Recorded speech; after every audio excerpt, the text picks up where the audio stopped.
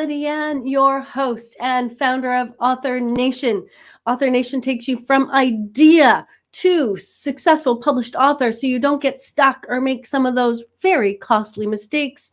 If that's where you are at, please download our planning checklist to get started. It is in your description and it is sliding by you right now. All right, today we are talking to Judy M. Baker about book marketing. So making your book marketing work for you. Book marketing mentor Judy M. Baker helps business authors get more bang for their buck, turning intellectual property into multiple streams of income with minimal effort.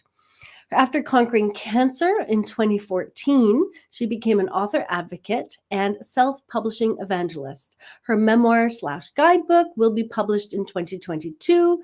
Her workshops and one-to-one mentoring have inspired hundreds of authors to build awareness about themselves, their books, and their businesses. Judy shows how small strategic action steps build your audience, get attention, grow connections, and help sell more books and services. Let's welcome Judy M. Baker. Hi, Judy. How are you today? Oh, hi, Melody. I am so happy to be with you. It's a beautiful day, and I just am excited to reach more people and help them monetize their books. Yes, well, and we know each other through networking, and so I love having you here. I'm so excited that we finally get to connect like this. This is very exciting for me too. Now, so I love that you say in your bio, help authors build awareness about themselves, their books, and their businesses. Because what I've learned as I've coached many people through the publishing process is that writing a book isn't just about getting a book out. It is a transformational process that the author can transform, right? So I think that's super exciting. And you're working on a book right now. So what is this book and what is your transformation?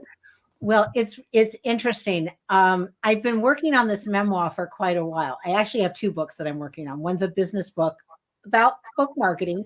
The other one is about my journey with ovarian cancer. And what I realized is they're very similar because the transformation, as you said, when you write a book, it's not just that you put words on a page. It is about what you bring to the table. And my journey with cancer, I learned about my resilience, that I really have that in my toolkit, that I was able to look at the problem and go, okay, how do I solve it? What do I need to know? And who do I need to bring into my community? Much like authors, you write your book, you need to work with an editor. You probably need to work with a graphic designer. You may need other people in that process. And with your book marketing, it's not a solo job. And there are going to be things along the way that you go, oh, and you have to just go, okay, that didn't work. What can I take from that and move forward? Yeah. Such a good point. And so what inspired you to write? I'm going to specifically ask you about your memoir. What inspired you to write this? Well, I approached my illness in a way that I don't think a lot of people do. I didn't say, oh gosh, I'm a victim. I said to myself, okay, here this is. I know that I'm going to get treatment. I know that I'm not going to die from it. And what do I do next? And because of that, I did things that now are part of what's recommended to do, but they weren't at the time. I continued to exercise. I did embrace the change in my diet, but I didn't hide. I told everyone in my community, I said, you're going to see some changes in me over the next 6 months or so. I'm going to be losing my hair. I may not be able to do everything I was doing. And I want to let other women know these are the symptoms. This was the real kicker. The symptoms for ovarian cancer, if you go online and look that up and you look at the symptoms for menopause, they're almost identical. So I didn't think anything was really that out of whack. I just said, oh, something's a little funky and I'm post-menopause and that's what's going on. That's why I gained weight. That's why I'm tired. That's why the muscles hurt. And I said, oh my God, if I don't tell my story, people can die. Yeah. And that's what got me into this. And also because I had such a revelation. There's a thing that you've all heard of post-traumatic stress. There's also post-traumatic growth. Absolutely. That is, I mean, I just went, whoa. And it transformed my relationship with myself, with my body, with my friends. There were some people I had to say, I'll see you later. I might reconnect afterwards, but I couldn't have them around me at the time because they were negative. You know, that was their perspective. And I said, I'm only doing fun, happy things, comedies. I'm not watching horror. I'm not doing that. And I recognized too, it took me longer to get my body back than I thought it would. Yeah. It surprised me. But while I was doing that, I started doing a gratitude journal. I was paying attention to what I had done.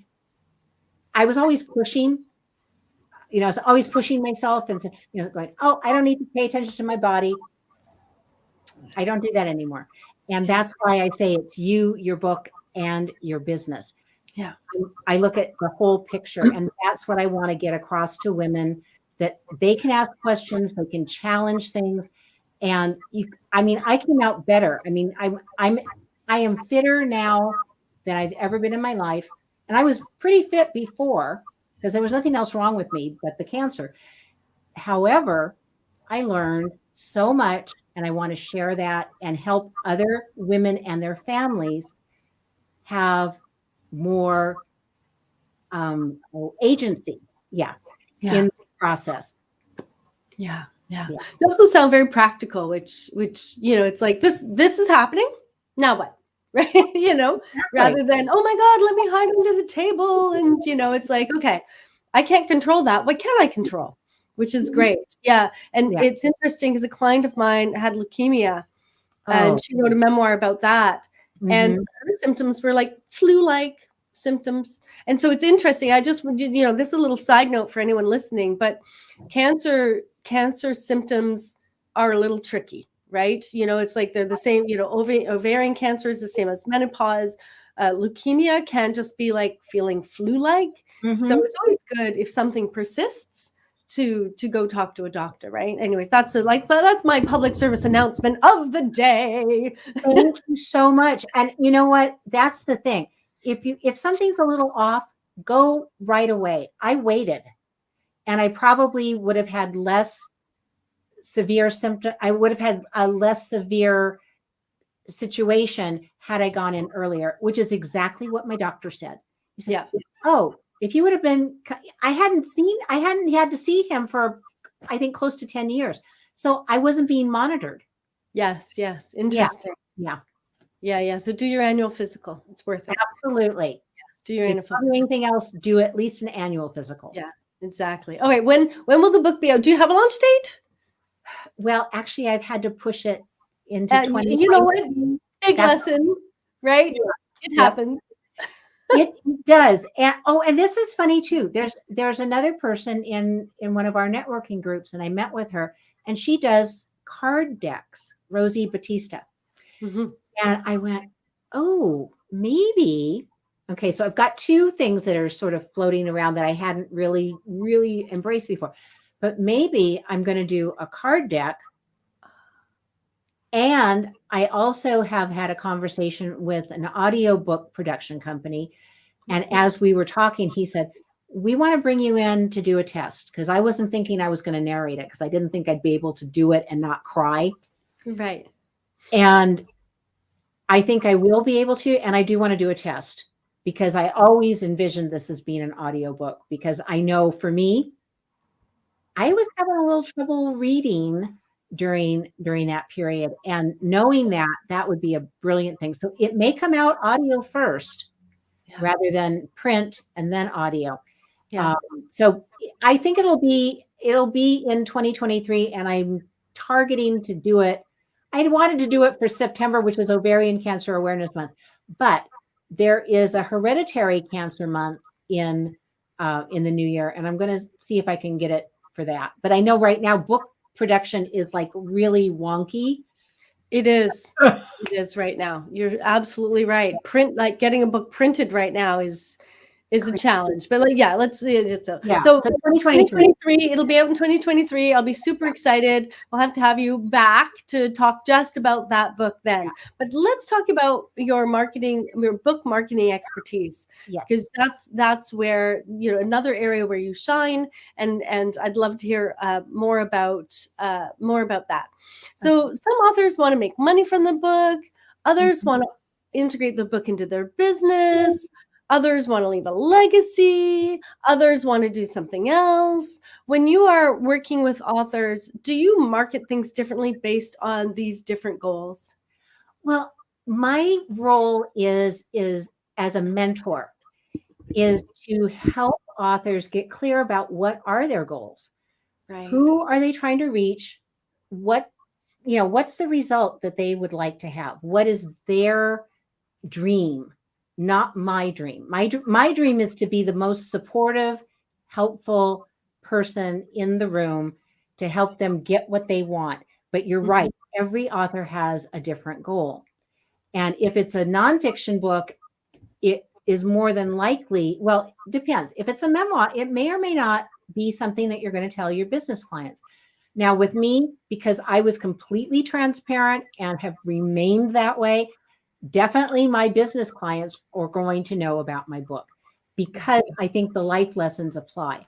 The business book, no question.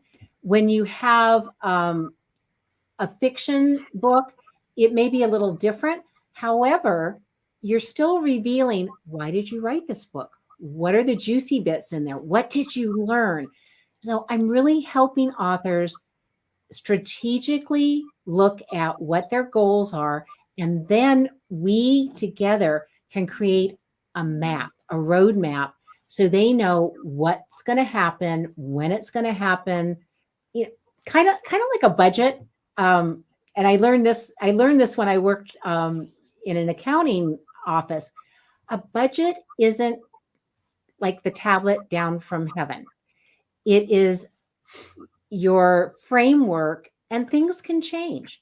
But if you don't have a map, have you ever driven somewhere and you didn't quite know where it was, but you needed to get there, and then you don't know if you're on the right road? You don't know if there's a detour, what do you do?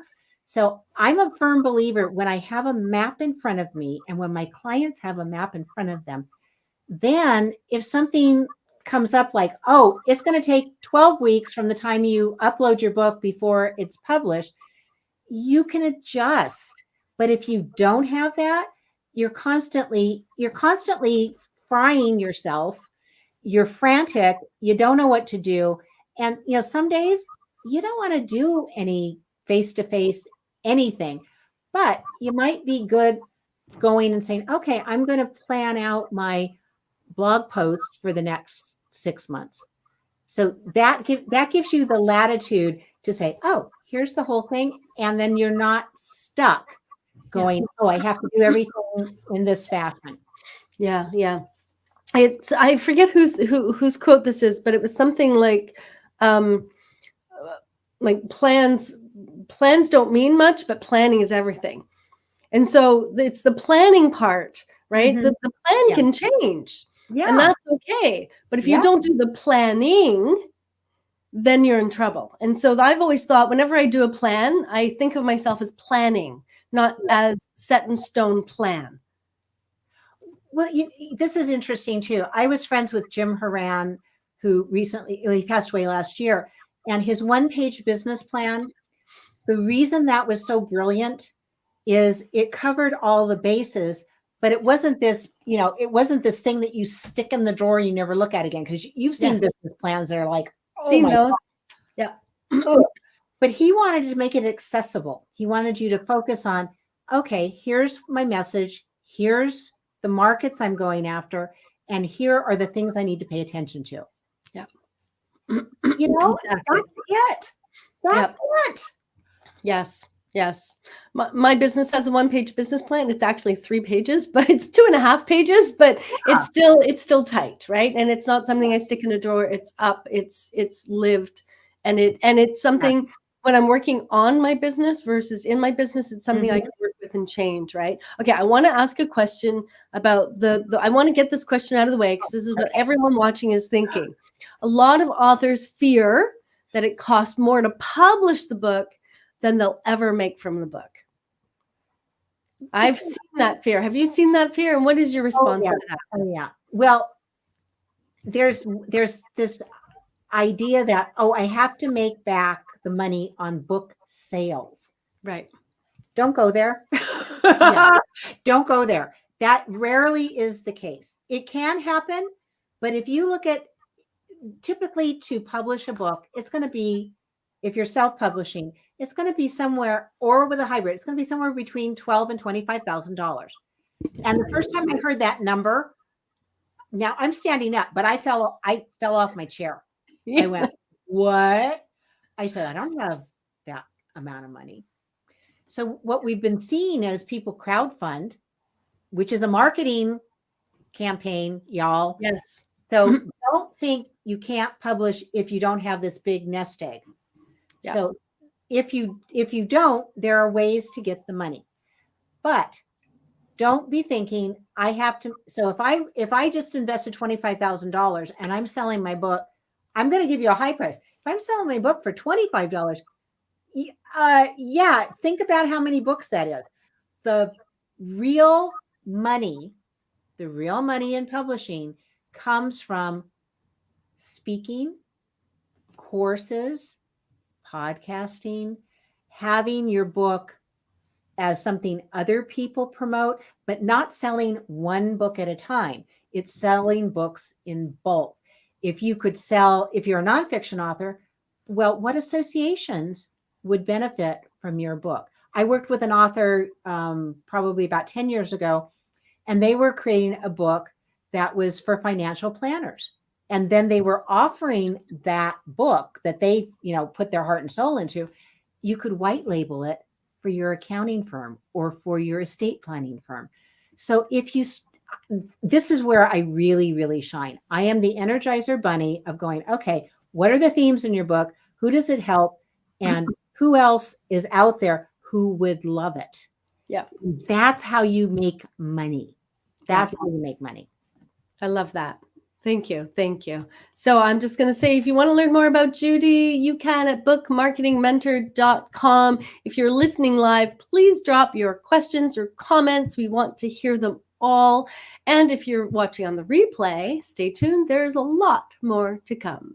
All right. So the other question that people, that authors get, they get stuck on, it's, I must be everywhere all the time. To get anywhere at all, I have to be on TikTok. It's got to be Book Talk, and I got to be a Bookstagrammer, and I've got to be on Facebook, and I've got to be on Twitter. And oh my gosh, I have to do live shows, and I should travel and do a book launch. And right? Aren't you already feeling overwhelmed? What do you say to that? I say, don't go there. My philosophy is this. If you're just starting out, look at where you may already be active on some channels. You're probably not active on, I don't even know all the channels. Something else showed up this week, and I can't even remember what it was. But I believe this very, very sincerely. Start with one channel and really get down in there, get deep, learn how it works. And from there, once you do that, going to another one is not going to be that hard. But your audience may not be on all those channels. Now, I'm not a TikToker. I don't even watch it because I didn't watch MTV either for the same reason. I do not. No, it is exactly the same reason. I don't like short, fast, blah, blah, blah. That makes me, gives me a headache. So I don't do it. And I know it's really popular and I know it's effective, but it's not my flavor, nor is it where I'm going to put my money and my time. I love LinkedIn, and I have learned more and more. And, well, I'm a little bit Okay, I've got two fabulous friends who are LinkedIn experts.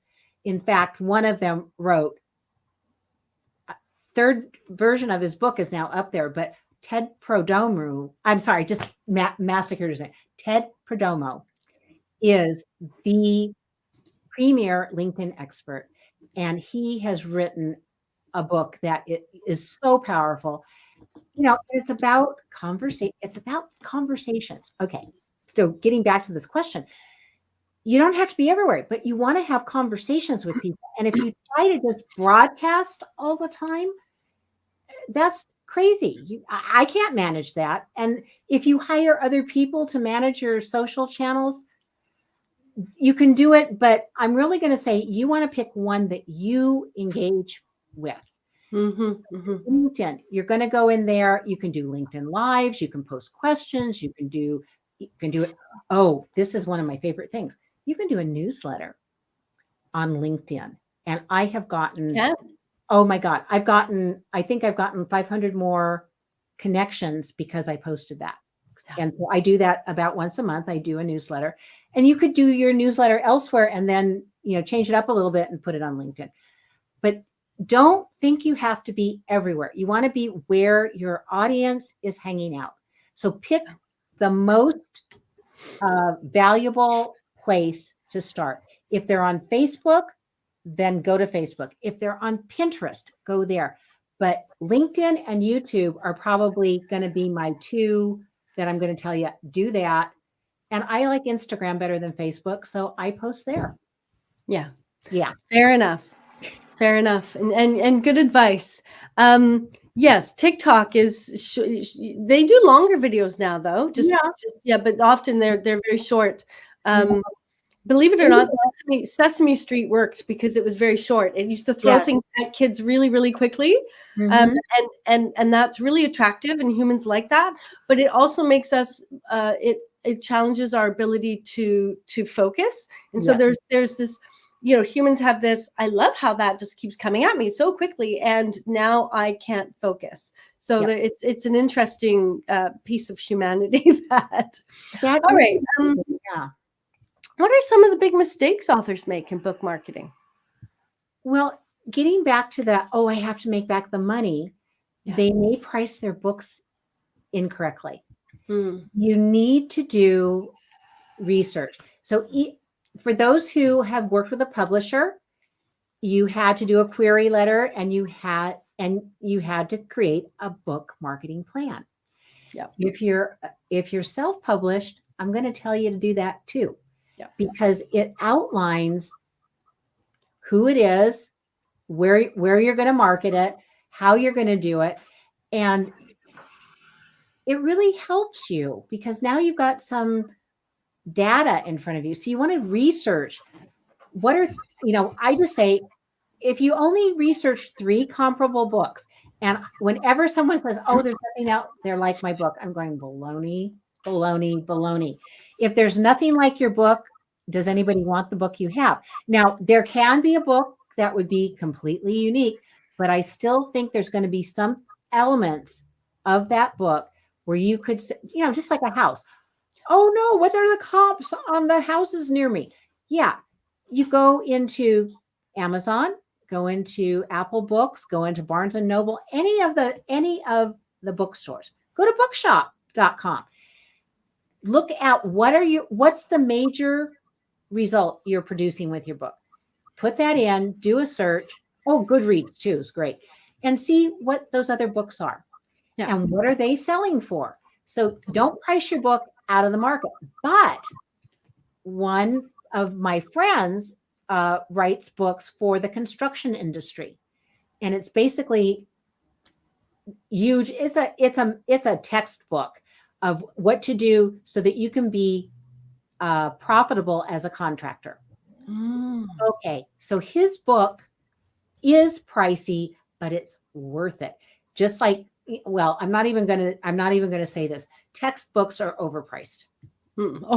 It's a racket. That's a racket. Yeah. However, if you've got something that is, say your book is solving a problem that is costing a business $1 million a year. And so what is your book priced at? Your book could be priced at $50 and people will buy it if you target it at that audience. So look at your audience. Yeah. What are they comfortable paying? And you can price yours up a little or price it down a little bit, but don't be wild in that. One of the other things that will kill book sales, have you looked at your cover? Does it? Yeah. Okay. I know. People say it doesn't matter. Well, yeah, it does. If your cover sucks, if it's not clear what genre your book is, if say you're not a known author yet and your name is like this big and the title is like this big, what are you doing? So the cover needs to create interest, and it's also a piece of marketing.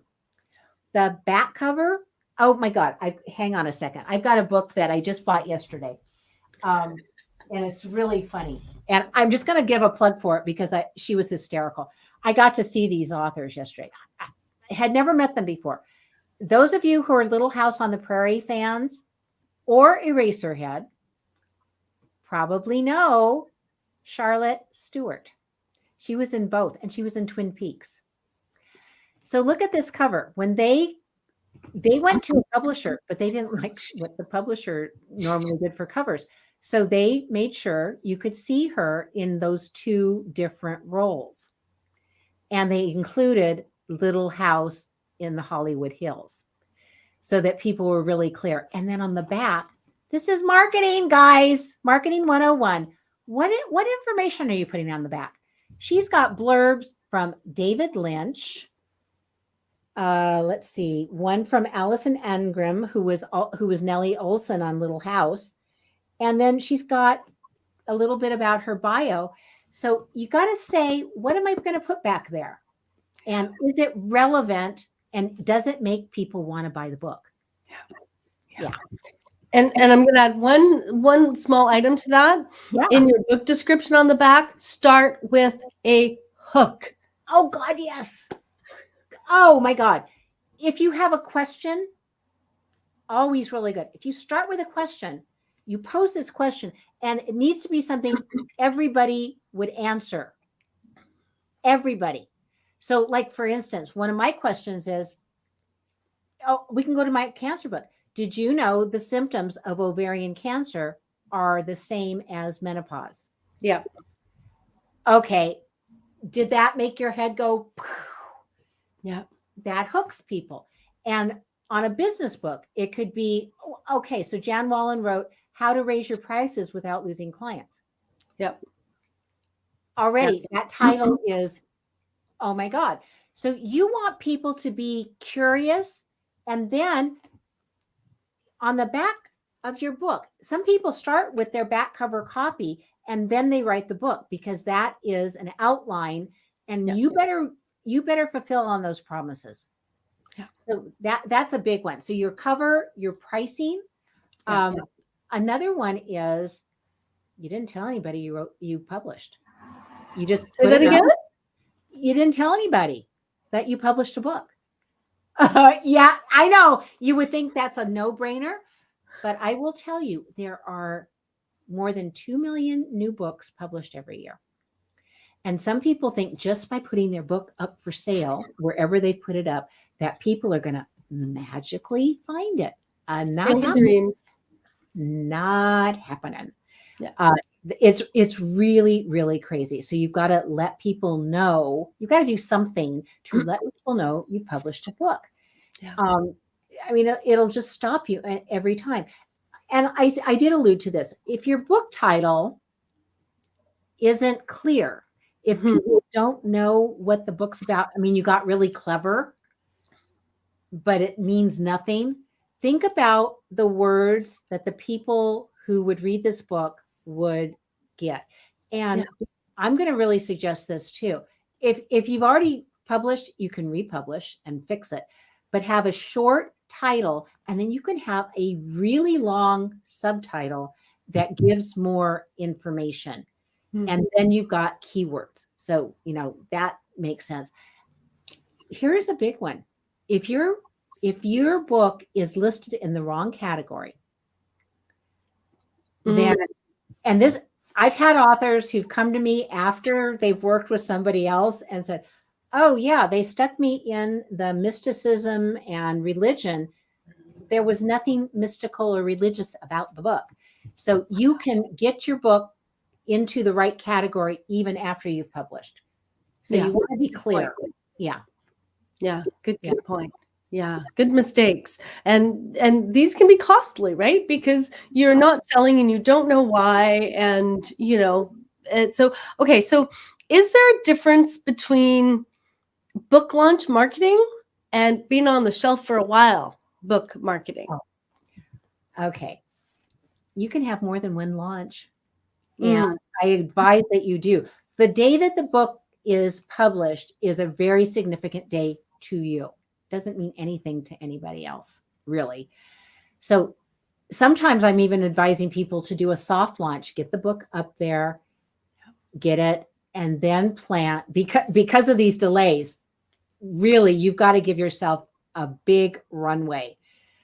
I have one of my clients is publishing her memoir, and there have been hiccups because, working with the various biggies out there, we've got Ingram Spark and we've got Amazon and some other ones. Stuff is not happening the way it used to. They're really big delays. But she did a pre-order of her book so she could look at the actual physical hard copy. She'd already edited it. She's worked with an editor, but she looked at the book and she said, "Oh, there are some things that need to get fixed," even after it had been uploaded. So they've done that. And originally, oh my God, she had a cover and then she showed it to her audience and they said, "Oh my God, it's terrible." I was one of the people that said, "Oh my God, that's terrible. The colors were off. Everything was off." So she had to continue working with the designer. Now she has a cover that is really stellar. And so, those things happen. Stuff happens. But if you do a soft launch, then you can make sure before anybody else sees it, it's just the way you want it. Yeah. Then if you plan ahead, I'm going to a book launch party this Saturday for my friend Judy M. Her book is called Perfect Enough. And it was just it's a book about how Asian American women have this tape running in their head. They're never going to be good enough. Doesn't matter. They could win the Pulitzer Prize. They could, be elected president, but that's still not good enough. Push. Exactly. And so she thought that was going to be her market. I said, no, this is for all of us who have. I've got one from somebody else who gave me that tape, but she did a crowdfunding campaign. I signed up to go to the party, I think in May. And it's happening in October, but she knew. And so she worked with a really good company to help her, but she knew that was going to happen. So you can have a party this month, you can have a party next month. And that's what I look at book launches. They are parties. You're inviting people to come have a really good time. And if there's a tie-in in your book, Rebecca Rosenberg writes historical fiction and also a champagne geek. So when she does her book launch or book reading events, she does them at wineries. She does them at different sparkling wineries here in Sonoma County. Yeah. And she's got champagne earrings. She comes dressed in costume. You can have an absolute hoot of a blast. And think about that versus going into a bookstore and there's all the other books. Yeah. You're competing against those books. So have fun launching your book as many times as you want. Do something on the anniversary. Your book, okay, this is something will stick in your head.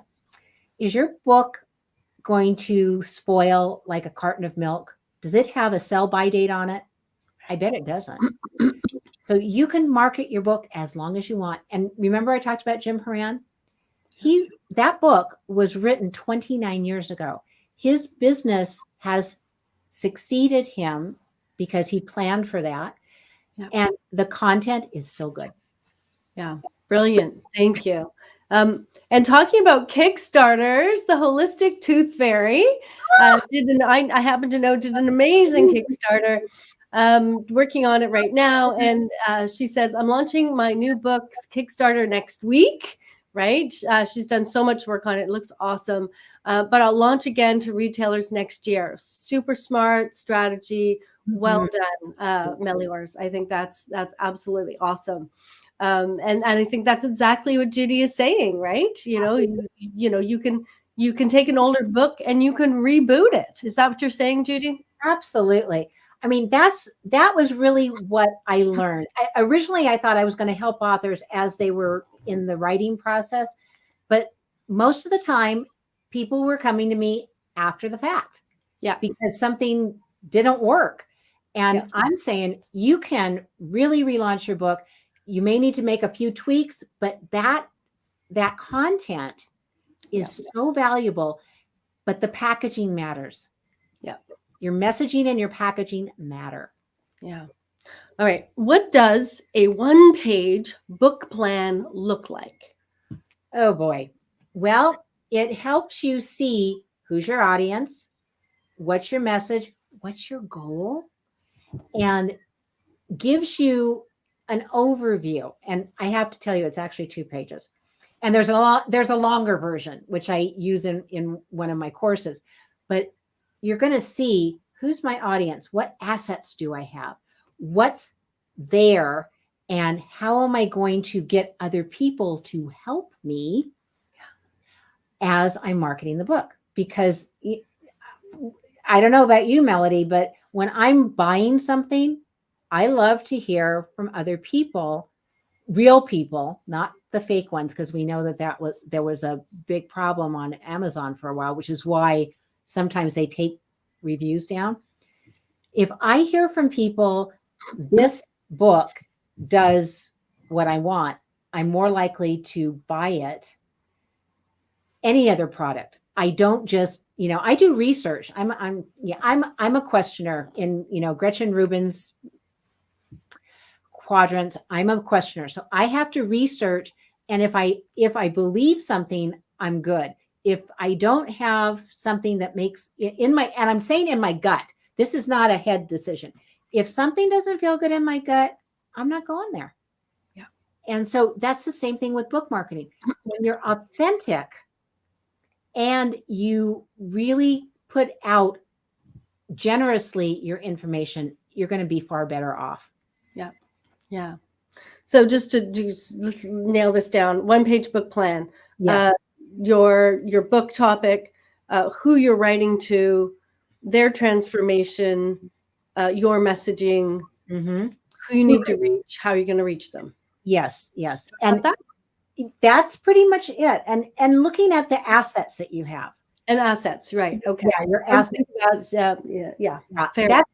That is so important, because I know for myself, and I know working with every client I've encountered, something is missing.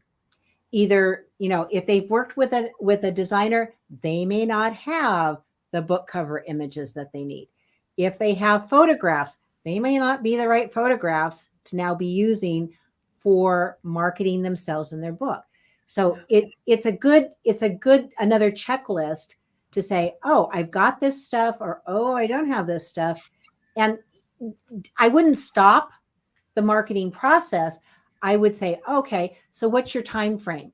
What do you need to do? Who do you need to talk to? What's your budget? So you can continue to evolve. And I think that's really what you and I both agree on.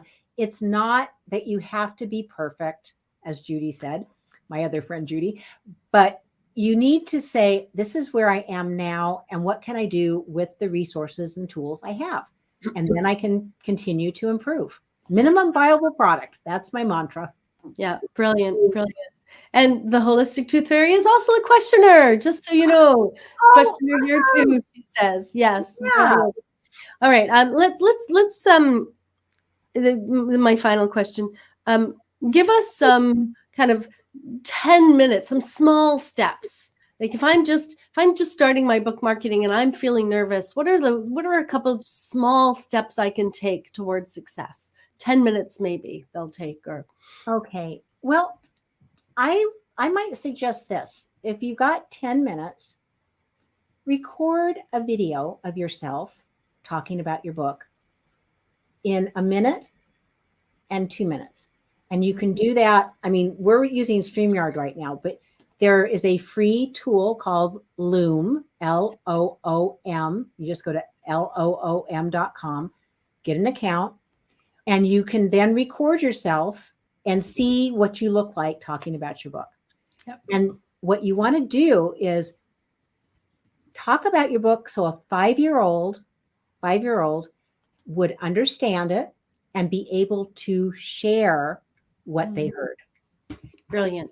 Yeah. That right there, it'll do 2 things. It'll help you clarify your message, but it will also help you get comfortable being in front of a camera. And I know there are people who say, I don't want to be on camera ever. Well, it'll help you with your book marketing, but it will also help you understand it's only a conversation. Yeah. That's it. Yeah. I always, whenever I do a networking event every month for authors, and every month we do the same introduction. And one of the things I want is your book in 1 sentence. Yes. And boy, that can be hard for people, right? No, it's got so many facets. And let me tell you, no, it's like, nope, your book in 1 sentence, your audience in 1 sentence. I always ask for those 2 things in my introductions on my networking group, and people who come time and time again, they get really good at, this is what I write about. This is who it's for, or, this is the transformation for this person. And it's really, really helpful. And, many of us were in business networking groups at one point. And the most famous one is BNI that I can think of. And you had to stand up and say, I am, and I do, and here's what, here's the result. The thing I learned there, because I've been in several groups, and Melody and I are in one now that is, oh my God, Grand Connection, grandconnection.ca. Go there. You could put things, okay, this is what I want you to think about. You want to be relatable. You want to listen. Yeah. And you want to think like a reader. I love it. Love it. So if your message is that, the more you practice it, ask for feedback. Yep. You say, is it clear what, or ask who in this room, raise your hand, would be interested in knowing more about my book. Yep. And you're going to find out, because I know I used to come up with these really clever, cutesy things. Ugh. Nobody could repeat that. It was horrible. And I couldn't even speak it. It was on paper, but I went, blah, blah, blah. Because there's some words that, not a good thing to do when you're, when you might be nervous, which is most of us. Yes. Whenever we stand up to speak, most of us feel a little nervous. Exactly. Just a little. Yeah. So make it simple. The simpler, the better. I'm going to plug a book that really can help you with your messaging. Made to Stick. Oh, yes. By the Heath brothers. If you follow that formula, you can't fail. You cannot fail. It is one of the best.